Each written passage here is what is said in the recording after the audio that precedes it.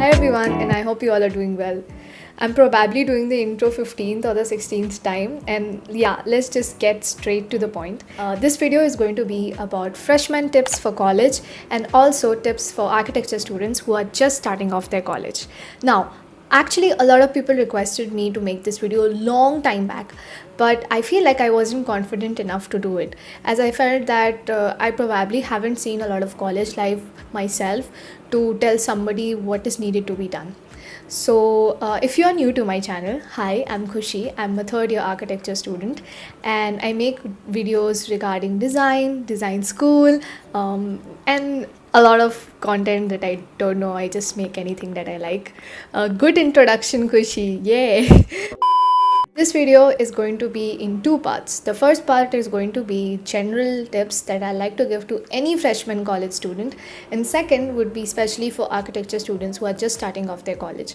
The timestamps will be in the description so you can navigate yourself throughout the video according to your preference.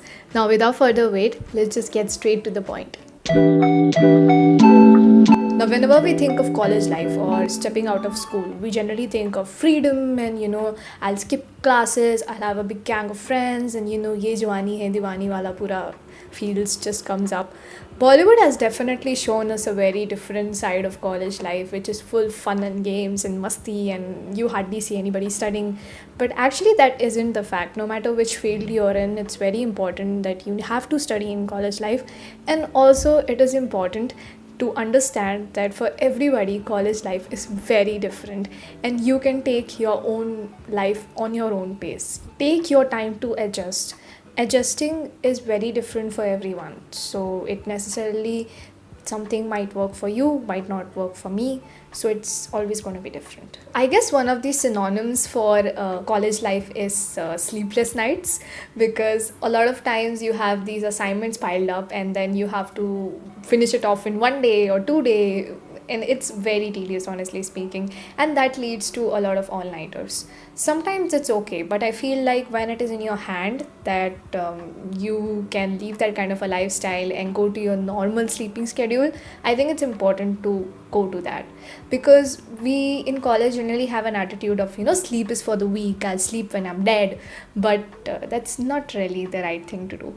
When there is no emergency or no deadline coming up, then you should be following your normal sleep schedule, and when there is a deadline and if it is inevitable and you just have to pull an all-nighter, then I guess it's okay. And sometimes actually pulling an all-nighter is really fun. I've had, because most of my college life has been online, I've pulled all-nighters with my friends online and sometimes even in person, so it has always been fun, but it's not something I like to do all the time. So the third point is going to be get comfortable with being uncomfortable. And I agreed to this so much. I remember one of my seniors told me this in my first year, but I don't remember who said that, but I do remember going back home and thinking about getting comfortable with being uncomfortable. What will that really mean?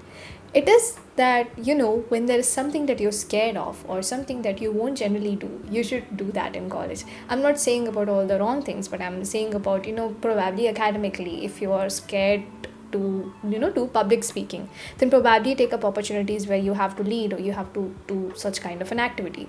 Or if you are scared to, probably do some sort of activity that is related to your academics itself, some sort of a subject that you really dread or you always dreaded in school, and now you again have it in college. So try to take that up, try to take up challenges that probably will be very scary at first, but I'm definitely sure when you will go through it, you will be a better person. The last point would be that switch courses if you want, and it's okay to switch courses, and it is not that you have failed, that is why you're switching courses.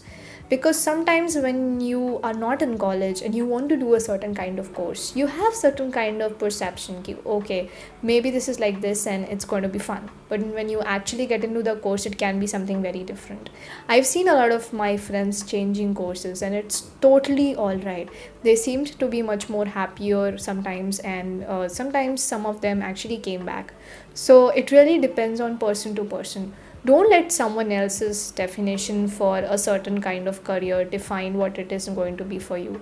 So I know it's very intimidating, and yeah, it's actually pretty nerve-wracking to change your course sometimes, But if you feel like this is the way you can probably advance into a future that you really want to have, then it's okay to change courses.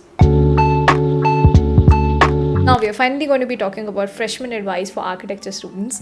Now this is something that can actually be applicable to other type of subjects also. But being an architecture student, what I feel like I would tell my freshman self is what is I'm going to be telling you right now. One of the first and the most important points would be to read. It is like something that you have to do even if you hate it. Generally, when we think of conceptualizing your design in the early stages in your semester, a lot of your design concepts can come from a lot of books that are available to read. So you can take the access of a library to do it, or if you are not in-person college right now, you can go online and search a lot of books that can be used, for that particular subject or something that you're just curious about. Honestly, there are so many books online for free, and what I have seen is that architecture books can be really expensive. So you can either get it for free if they are available, or you can get it from your library to read them. The second point, and which is applicable to just anyone: schedule your days and make a timetable other than your college timetable, and don't wait for the last moment. It's just so important, because I feel like, especially in subjects like architecture, when you start off the course, you don't really have a lot of pressure, but it is like in a month or a month and a half you start feeling the heat.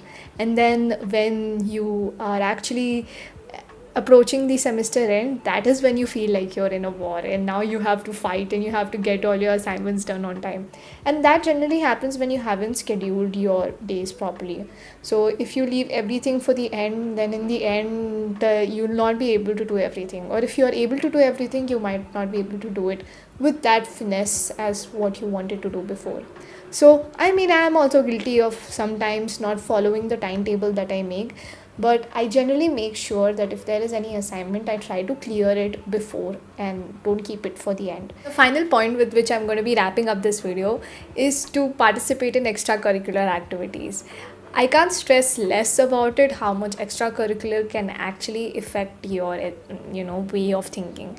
Even back in school, I feel like there was a time when I used to be very intimidated by participating in extracurricular activities, but once I started doing that, I feel like a lot of my confidence started building up from that moment, and I realized that there were so many things that I can actually do even if I don't have prior knowledge about it, or I can find my way through a lot of the problems. And it's the same in college. I feel like it is a great way to socialize, to know what people are doing around you, what is happening after college. And just in general, you get to know about a lot of things. I feel like college life does not come again and again. So it's better if there are some activities around the corner, and if you have the time to do it, then why not go and try. With that, I'm going to be ending this video. Thank you so much for watching. This is probably a short video. I don't know, I haven't edited this video, so I don't know how long it's going to be. I have finally given you guys my advice if you are a new college student, and if you're starting off college, congratulations. It's going to be a new phase of your life, and I hope it goes great. If there are any more doubts or any more suggestions that you want to give, please feel free to send me a comment down in the comment box, and I shall see you guys in the next video. Till then, stay safe. Bye.